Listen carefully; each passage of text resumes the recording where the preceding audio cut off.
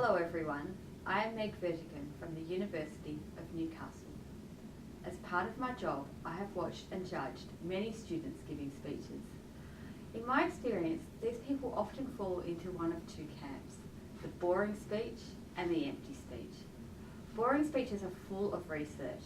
The speaker obviously spent a lot of time, has a lot of knowledge about their topic, spent ages researching, preparing, but they hide behind their papers and reading in monotone with way too much information.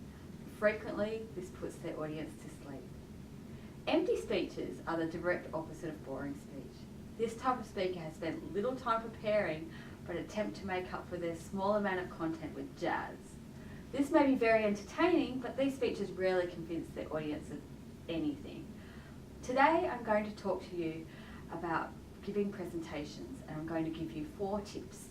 These tips are particularly useful for persuasive speeches, such as debates, but they can be used for all kinds of presentations, because let's face it, all speakers are trying to convince their audience of something, whether it's to buy a new car, or the importance of recycling, or to vote for a particular political party. The 4 tips that I'm going to teach you today are how to 1. Unite your audience. The second tip is to paint a picture for the future. The third tip is to relate to your audience. And finally, the 4th tip is to tell a story. Now I'm going to go over these same tips with you, and at the same time show you a clip of a famous speech for each of these points, which really illustrates how these tips can be used to convince listeners of another way of viewing the world. The first clip I'm going to show you is a speech given by Emma Watson, who you may know better as Hermione from the Harry Potter series. In this speech that Emma gives to the United Nations, she unites her audience.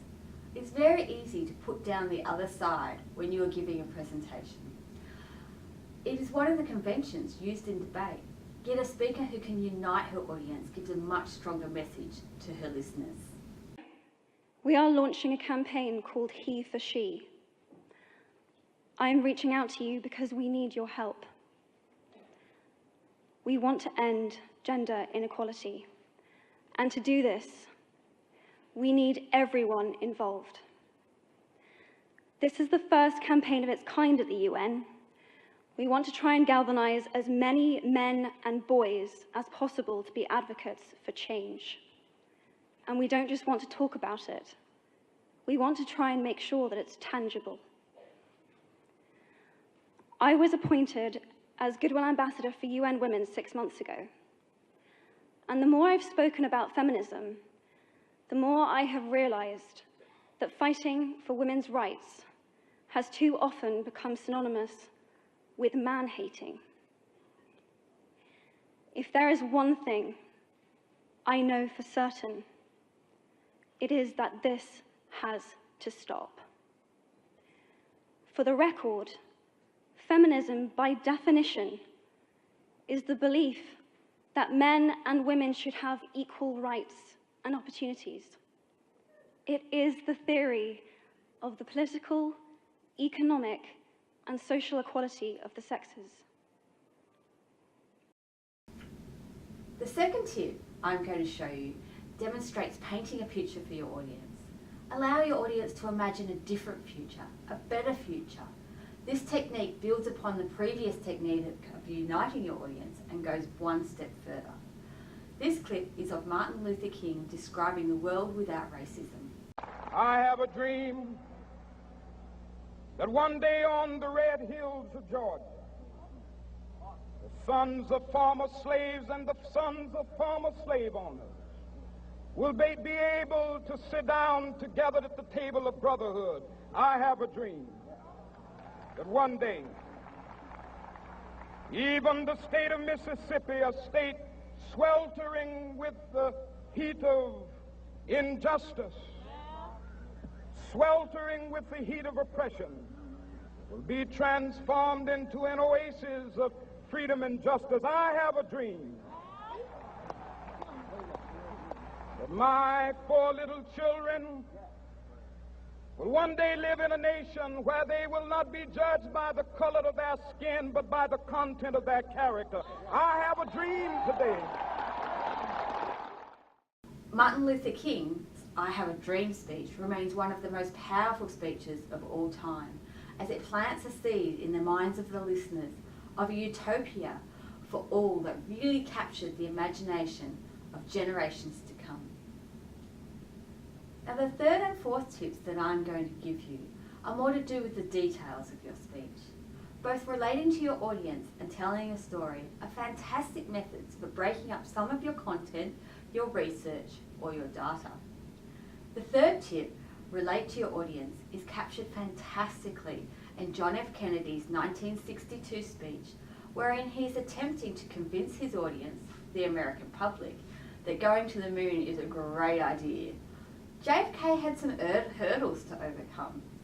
Going to the moon is extremely expensive. At the time of speaking, no one had done this before. And on top of this, his speech is outside on a footy field in the middle of a heat wave. JFK certainly had some hurdles to get over. Yet he did not shy from these issues. I'll play this clip now, and while you are listening, listen for the use of metaphor, and even for his joke about the heat.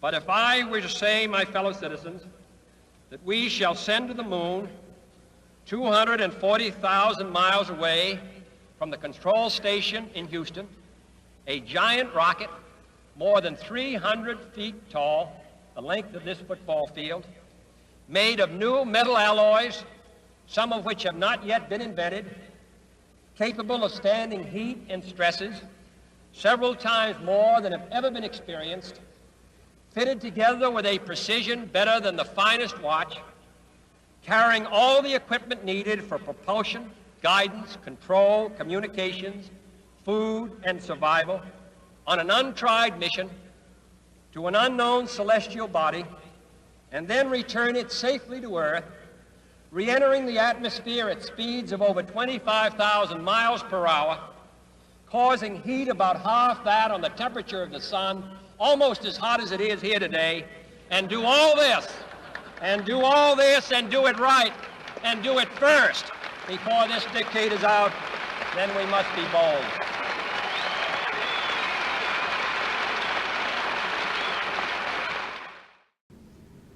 As you can see, JFK related to his audience by using what he had around him, by comparing distance to the footy field and the heat to the sun.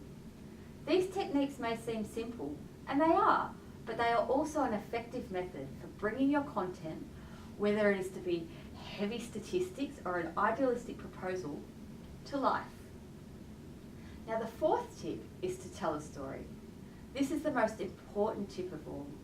Storytelling has been shown to stimulate multiple areas of the brain, engage the listener, and increase memory.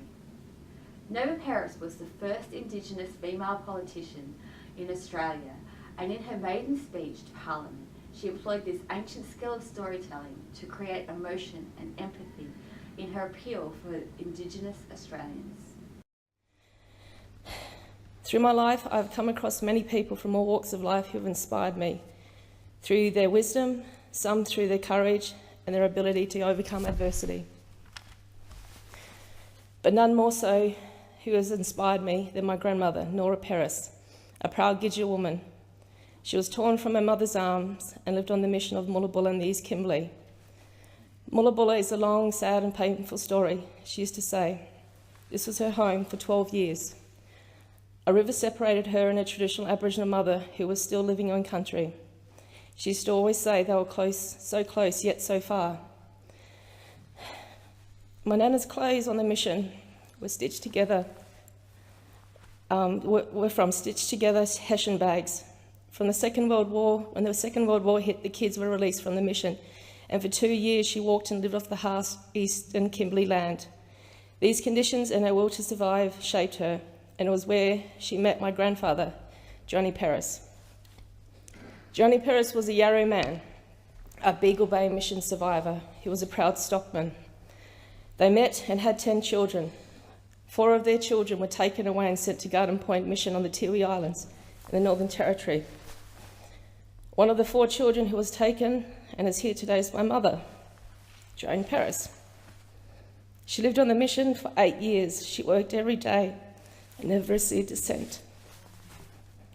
Mum became a sister to many of the other children that were forcibly taken to the Garden Point mission. Over the years, people have said to me, it's incredible what I've done in sport, and I've competed at some of the biggest sporting events on the planet. Accolades, achievements and celebrations have been part of my life. But in my heart, I know that my life is virtually meaningless compared to the ability to survive shown by my grandparents and my mother. This speech made statistics into real people. This speech turned history into family.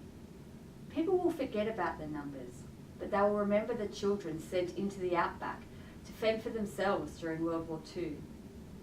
They'll remember the people that worked for no pay. They'll remember the story. So remember, unite your audience, paint a picture for a better future, relate to your audience, and most importantly, tell a story. Follow these 4 tips to create the type of presentation that your audience will pay attention to and remember. Thank you.